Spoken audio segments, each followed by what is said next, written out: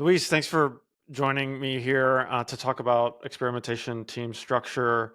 I'm specifically kind of interested on and stories around centers of excellence, how hmm experimentation sort of fits into organizations, because the organizations are all like a little bit bespoke, a little bit unique in how they are organized, and then so when you shove in this function, this complicated function of experimentation, it's fascinating how that happens and how what works well and things like that. So my first question to you is your experience with the experimentation team structure in terms of what's working, and maybe you've got a story to tell with a long track record of doing what you're doing. What's worked well, and specifically if you could bring in this concept of center of excellence. If you have experience in having a few individuals be the key evangelizers and facilitators of that function, and you're trying to embed it more broadly in the organization, because implicit in there is a scaling. You want more tests and more hmm measurement of outcome. So the question there is, what's your experience with experimentation team structure, and what works well? That's kind of the core of the question, but then you can kind of take it where you want to go with regards to experimentation center of excellence or whatever. Yeah. Oh, perfect. Yeah, and first of all, thanks for having me here and for being part of this interview series. And your question is totally relevant for me. That's exactly how we are organized here at Farfetch. We have set up a center of excellence in terms of organization. For me, it's the only way, to be honest, how things can be scaled up, especially at big organizations like ours, where we have like more than 6,000 people right now, 3,000 of them engineers or technical. So it's a huge organization spread across different countries, different offices. So the only way that I see that we can scale up an experimentation program, it's not by having a team, a central team with all the excellent persons and the experts running and executing the experiments. But it's really about teaching how to fish and not necessarily to give the fish to everybody. So normally that's how I see the center of excellence being the way of doing things. How I've been doing it here, maybe a bit of background story could give you a bit more context and for everybody listening. We started this when I joined Farfetch, was already 7 years ago, which is quite a long time, where we were like just 300 people. Everything co-located in one office here in Portugal, in Porto, and then we started growing in our hyper growth stage of the company. And then I started immediately realizing, and I basically at the time I joined as a group product manager, leading a new area of data products and stuff. And we were already doing experimentation, lots of user research, testing, A/B tests. We had even at the time already our own internal engine. But then we realized, okay, we are scaling up our teams, but the processes that were happening at the time were more or less natural. They were like always very ad hoc, and we had the need to help scale us up and to have an area or a set of people, a group of people that would help to really bring that knowledge and keep the consistency and standardization of processes, best practices, avoiding the mushrooms of different tools that the different teams already were pushing forward. Like the marketing team wanted the super fast, what you see, what you get tools to do all their changes on the website. The engineering team they didn't want anything of that. They wanted a server side approach, of course. And then we came to that point where, okay, let's centralize this. And I proposed directly to the leadership, okay, let's have this approach where we have a central team. I will lead that team. I will build it very small in terms of resources, because I can talk a bit more about in terms of sizes and skills that we have right now. But then we have this small team that will actually centralize all this work. All the tools will go through us in terms of enablement, implementation, guidelines. But then you are the ones actually implementing all of that. and and that and that's how we have been growing this team. Not in terms of size of the team. Actually, we are more or less the same that we were at the beginning. So just to put you in context, I lead. So basically, I have two hats. I'm leading the Center of Excellence area and all the team that is supporting us in terms of experts for or specialists around experimentation. Then I have also an engineering team that is building our own in-house experimentation platform, both in terms of engineering, two small squads, also data science team, the analytics team, and that's it.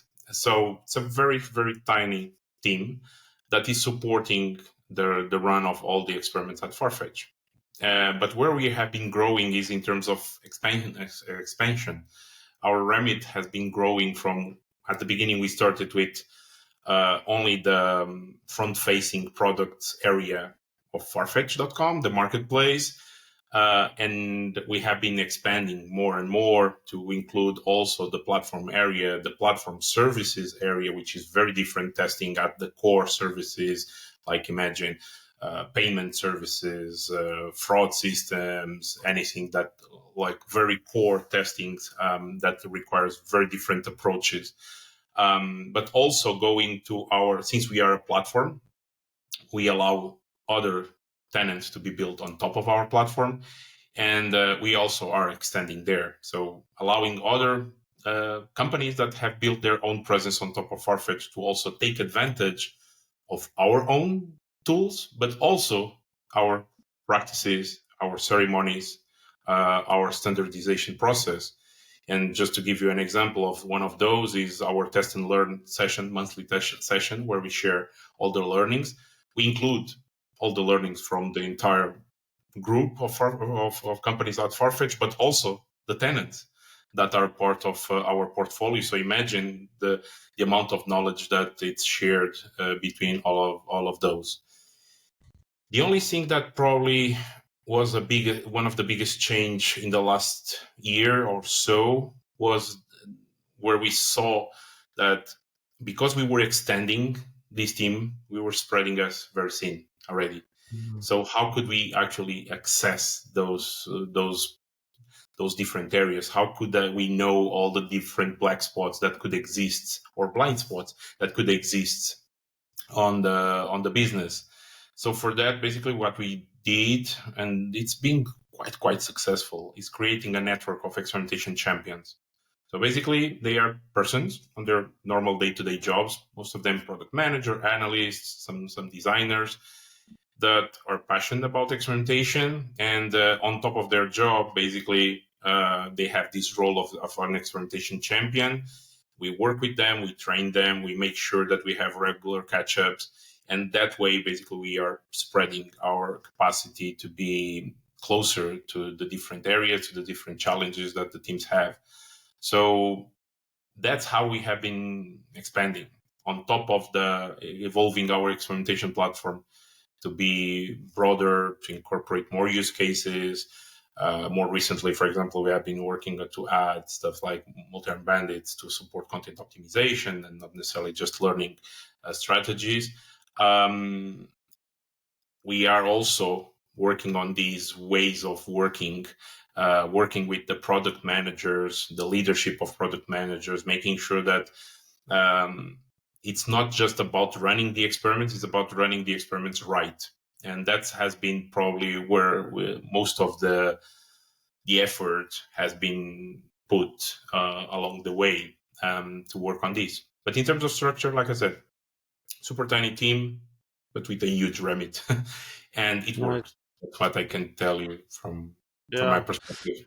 That's a great narrative. It kind of answers a few of my or sub questions related to that. And let me ask a tactical one, and then broaden back up and kind of ask a bigger question.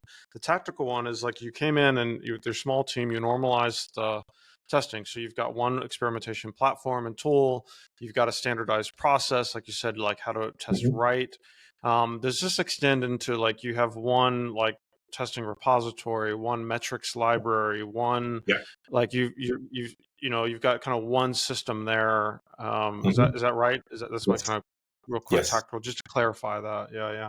Yeah. Cool. Exactly. Well, I'm curious then. My bigger question then, with Centers of Excellence, my headspace right now is thinking there's two primary functions, and you named both of them, I think, with regards to your two hats, which is interesting.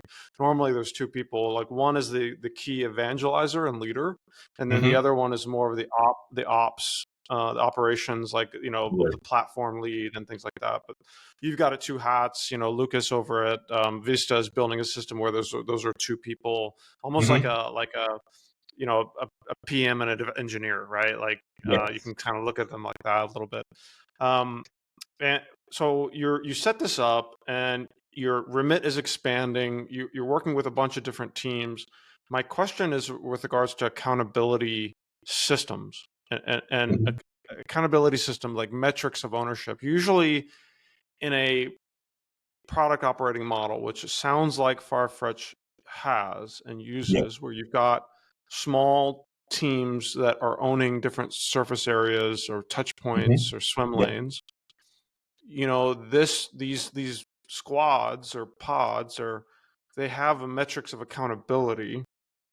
And I'm curious on, like, two-part question, like what does that look like there? Or like how is that viewed? How is that seen? Like what are the top line and bottom line financial metrics that these pods are looking at? For example, at Hulu, at Disney, they actually, as part of each pod, there's a financial analyst that's job it Hmm. is to translate experimentation results into financial metrics. And okay, so what's your experience on these accountability metrics? And then how has the COE sort of worked to align across to make sure that these autonomous pods are Hmm. aligned? Like, you know what I mean? So yeah, kind of a bigger question, but yeah. Totally, totally, and it's super interesting because it's actually it's one of the biggest challenges, of course, and that at the same time, I think we have managed to also crack some of them. But let me give you some examples. So, how we achieved it. So, you gave the example of the different pods or areas. We call it domains, all more or less the same. Each area has their own goals, both from a business perspective, but also from a consumer perspective. And that's actually, I think, one of the biggest aspects that we achieved there. So we always try to mix for each of the areas, have that two views of the business versus consumer, because that's what normally, in terms of leading indicators, works better towards a North Star.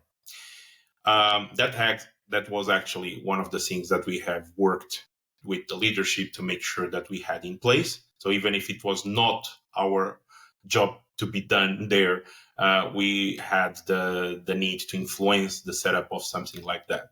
So A a goal North tree map, Star, like exactly, a goal tree map kind of I thing. go Yeah. frame up, exactly. So that's exactly what we influenced to happen. We presented it from an experimentation perspective, but also as an holistic view, because I truly believe that that's really a game changer for any company at any size, to be honest. And at the beginning, we didn't had it. More recently, we achieved it, and now we are getting the benefits from it. And one of the benefits is exactly what you mentioned: is having each of these different domains. They have their own analysts. They are the ones also doing a bit of this extrapolation. But now with these smart KPIs, by the way, that's how we call them. So it's not necessarily a North Star framework, but these smart KPIs, basically what they do is creating this connection between the day-to-day work where the teams run their experiments, they run towards those metrics that they can control.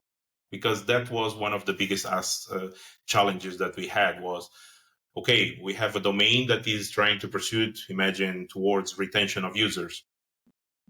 Can we run any type of experiments on that area? All the experiments towards returns, return rate? No, of course not. It would be impossible to get any type of signals there. So they run the tests towards whatever their hypotheses are possible. Their initiatives then they will need to be connected back to the goal that they define it to that for that area, and that's where the analyst tries to do that connecting part. But that's more easier, much easier, because now we have those smart KPIs that tells us, okay, how are they interconnected? What is the references between and them, and how they are interfering between each other towards the common goal. So that has been, for me, it's crucial to have it.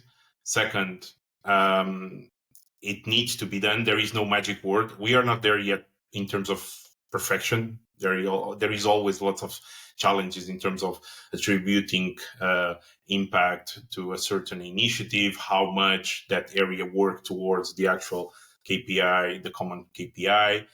So it's still an ongoing challenge. But having this common framework, this gold tree, with these smart KPIs, and each of the areas being responsible for one of them, and making sure that the teams know that when they are running their experiments, they are running using their daily drivers, and those daily drivers, how they influence the input metrics that are above. That's for me essential. So there are still some areas that are not yet part of this. So also talking, not just, it's like I said, it's not yet perfect. We have some areas that we weren't able yet to embrace as these, especially more the platform areas, or the service teams, because it's a bit more challenging for them to have customer or leading metrics on when running those experiments. And that's actually one of the goals that I have personally, is to actually start influencing those other areas of the business to also have those, to follow a similar system, to be more common as a whole. But yeah, it's I see the value. I've been through not having it to have it, and actually it's like night and day how much easier it's to report, for teams to be more focused, to be more self-aware of what they are actually achieving, but always with these two points of view that needs to be always there: the business perspective, the accountability, like you said, but also the customer lenses about how they are really changing the behavior for the users. So yeah. Yeah. My last question, how are you learning right now about this? And my last question is around like resources on this topic. For example, like what you mentioned is like what you talk about in this last answer kind of makes me think about operational models, Mhm. like leading indicators, driver metrics. I mean, this kind of speaks to I don't know if you know the book 4DX. It's just 4 disciplines of execution. Clean. That's a methodology, almost like OKRs. It's very similar to like Okay. OKRs, but like a Mhm. different flavor. And you know, and then it sounds. I mentioned product operating model, and Lucas over at or at Vista got me into like a lot of Marty Kagan work, and I'm reading the Nice. Accelerate book, and so I'm thinking about that. So my last question to you, like, how are you learning right now? What kind of assets or blog posts or materials related to this topic come to mind? And maybe nothing comes to mind. You already mentioned a few, like the rituals, like the monthly sharing. You already mentioned some of those things, I think, that are supporting how you're learning to optimize the Yeah, whole kind of function. So you've already given me a little bit of that, but is there anything else just to end the recording? Yeah. of course. Um, it's challenging. Of course, there are always the books that I use as a reference, more to give to people, not and less about learning from it. To be honest, the best place to learn is actually going to like a conference, or just having a chat, or taking opportunities like this, where we are Yeah. actually being challenged and about what is working and what is not working. Um, but of course, all the books regarding like continuous discovery habits from Teresa Torres, for me, it's like a must that I always refer to. The books from Marty Kagan, for me, they are always here. And but then it's more about these day to day. So And to be really totally honest, what has been working mostly is that, yes, I can hear from you what you tried, what worked or not on your company. But I have been really applying the principles of experimentation as an experimentation mindset to the actual program, to what we have done. And like you observed, all our ceremonies that we have created have been the ones that have informed what works and what doesn't work for us. Example, these monthly tests and learns, yes, they are really great to share that learning. In terms of more day-to-day operations, we at the beginning we started with peer reviews, and then we also had some clinics where we had like some one-to-one discussions.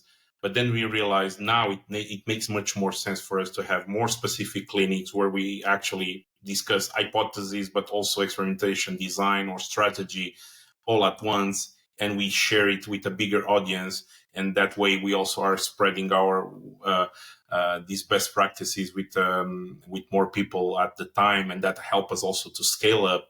And we record that information in a more summary version, so we can also give it to the experimentation champions, so they also use that information while they are working with their teams.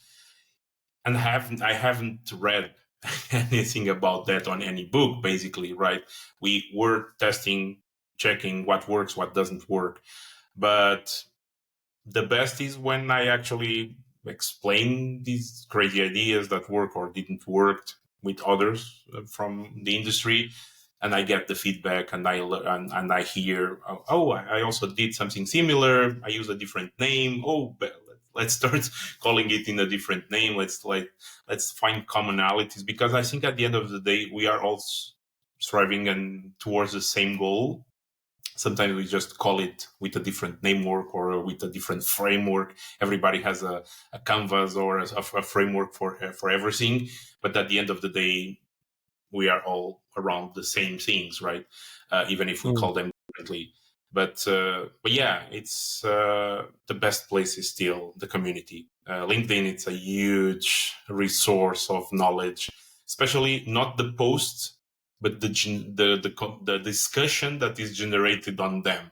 So more Yeah. than the actual article, it's sometimes the discussion that happens about, oh no, I don't agree. Yes, I tried it. Yep. Yes, there is something different. And that's for me the most valuable resource that I follow in terms of learning. Yeah. Yeah. That's great. I think that's a great perspective, and constantly be experimenting on your own processes, and this my goal, the long term goal with this series and everything, is to create a framework for an experimentation operating system, as opposed to a Yeah. product operating model, as opposed to an OKR system, as opposed to and so to create a framework out of that, and to sort of box it Mhm. in, and kind of be able to to to really communicate it, very succinctly, on the optionality to do this on your own, etc. So kind of what you speak to is speaks to my desire longer term to be able to sort of tackle and to box in, so to speak. Well, thanks, Luis. I appreciate it. I'm going to press stop here, but I appreciate you kind of sharing your thoughts on this topic. Yeah. Of course. Always. Thank you. Thank you, Ben.